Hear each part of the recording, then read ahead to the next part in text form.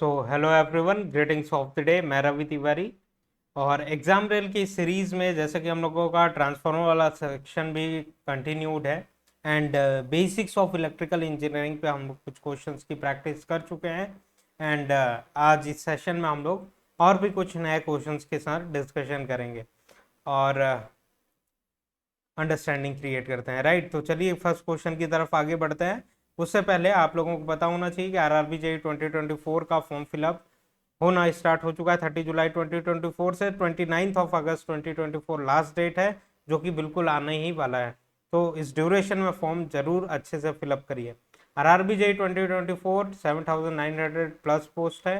इससे अच्छा मौका 2024 में नहीं मिलेगा। एंड 777 में both CBT 1 and CBT 2 gate academy के का कोर्स इजीली अवेलेबल है। अगर जो स्टूडेंट्स केवल CBT 1 के लिए इंटरेस्टेड हैं, वो 499 पे करके CBT 1 में इजीली एनरोल कर सकते हैं। जिस दिन आप एनरोल करते हैं उसी के इमीडिएट आपको सारे लेक्चर्स के वीडियोस प्रोवाइड कर दिए जाएंगे। तो किसी भी तरीके का कोई डिले नहीं है, सारे लेक्चर्स अवेलेबल हैं। जस्ट कम समय में सारे लेक्चर्स को रिकॉर्डेड वीडियोस, जो कि लाइव सेशन के ही रिकॉर्डेड वीडियोस हैं, तो आप जल्दी से चीज़ों को कवर कर सकते हैं उनसे। और लाइव सेशन में आपको पता है कि बहुत ज़्यादा टाइम कंज्यूमिंग होता है। राइट, तो first question of the session आपके स्क्रीन के सामने है। आंसर बताने की कोशिश करिए। Which of the following is a type of electric circuit? Electric circuit का कौन सा टाइप है? Series circuit, parallel circuit, series parallel circuit, all of the above. तो मतलब पता ही है ना, सीरीज सर्किट होते हैं इलेक्ट्रिकल सर्किट, पैरेलल में पैरेलल सर्किट भी होती है, सीरीज पैरेलल कॉम्बिनेशन भी होता है, and all of the above is the right answer. कि ये सारे के सारे एग्जांपल्स हैं इलेक्ट्रिकल सर्किट के। बहुत सिंपल क्वेश्चन ना। Next question, what does the ohm meter measure? Ohm meter क्या मेजर करता है? देखिए, वोल्टेज कैसे मेजर करते हैं हम लोग? वोल्ट मीटर के थ्रू। करंट कैसे मेजर करते हैं? अमीटर के थ्रू। एंड पावर कैसे मेजर करते हैं? वॉट मीटर के थ्रू। एंड मल्टीमीटर के हेल्प से ये सब मेजर किया जा सकता है। एक मल्टीमीटर आपने देखा होगा, मल्टीमीटर में ये सारे अरेंजमेंट होते हैं। लेकिन रेजिस्टेंस के मेजरमेंट करने के लिए ही हम लोग ओम मीटर यूज करते हैं। ओम मीटर, तो ओम मीटर रेजिस्टेंस मेजरमेंट करने के लिए यूज करते हैं। बाकी सबके लिए volt meter, ammeter, watt meter या मल्टीमीटर, रेजिस्टेंस के लिए ohm metre.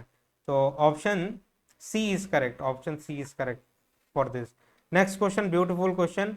In a AC circuit what does the term resistance refer to? Resistance किस, सॉरी, रिएक्टेंस। तो अच्छे से रीड करते हैं क्वेश्चंस को। रिएक्टेंस लिखा हुआ है। Reactance, option B is correct कि रेजिस्टेंस के लिए रिएक्टेंस नहीं यूज करते हैं। पावर फैक्टर के लिए रिएक्टेंस नहीं यूज, वोल्टेज ड्रॉप के लिए रिएक्टेंस नहीं यूज कर सकते हैं। एक्सएल और एक्सी को एंड एक्सी को हम लोग कहते हैं inductive capacitance, inductive capacitance, sorry, inductive reactance और कैपेसिटिव रिएक्टेंस। राइट, तो ध्यान दीजिएगा, थोड़ा सा मिस्टेक कर रहे हैं हम लोग। Inductive reactance and Xc is capacitive reactance, capacitive reactance। इनकी यूनिट्स क्या किस में होती है? दोनों की यूनिट्स कैसी होती है? ओमिक यूनिट होती है, ओम में होती है। तो कैपेसिटिव और इंडक्टिव ऑपोजिशन को हम लोग रिएक्टेंस कहते हैं, एक्सएल एंड एक्सी। नेक्स्ट हम लोग बात करें, the power factor of a pure resistor is. Pure resistor में क्या होता है कि सपोज करते हैं हम लोग यहाँ पे इस तरीके की कोई सर्किट है, AC circuit of some certain amount of voltage, and this is pure resistance and the current is flowing is high। तो वोल्टेज और करंट का अगर हम लोग ग्राफ ड्रॉ करें, तो वोल्टेज अगर यहाँ पे है तो प्योरली रेजिस्टिव सर्किट में करंट भी यहाँ पे होगा। वोल्टेज और करंट के बीच का एंगल फाई क्या होगा? 0 डिग्री। कॉस जीरो की वैल्यू कितनी होती है? Cos phi which is cos zero which is 1। Cos zero की वैल्यू 1 होती है।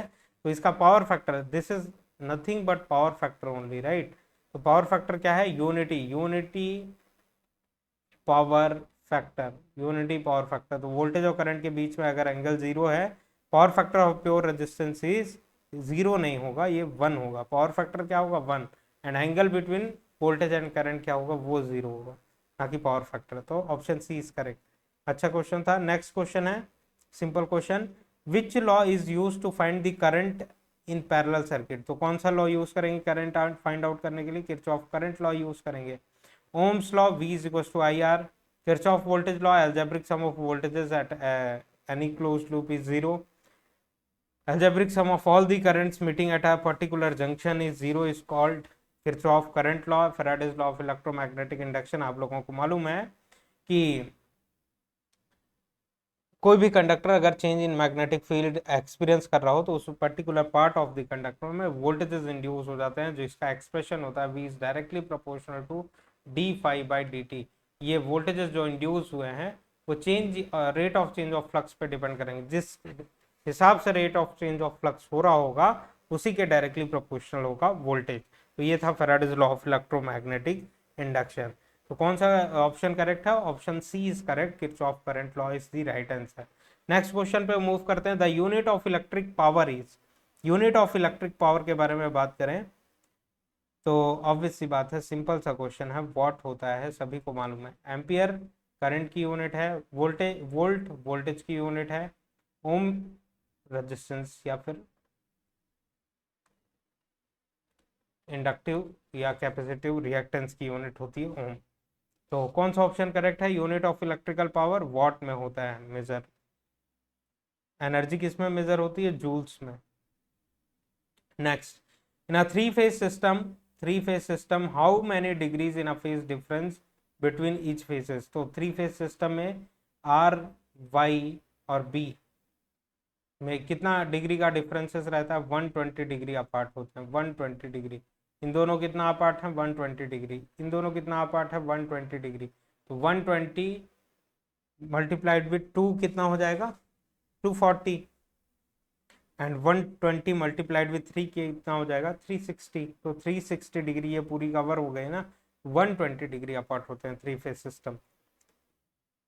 नेक्स्ट क्वेश्चन है, what is the purpose of transformer in electrical circuit. Transformer का क्या यूज है? To change the current, to change the voltage, to measure the power, to store the energy. Energy store करने का काम नहीं करता। Power measurement के लिए वॉट मीटर यूज करते हैं हम लोग। वॉट मीटर आपको पता है कि नहीं पता है? वॉट मीटर यूज करते हैं मेजरमेंट।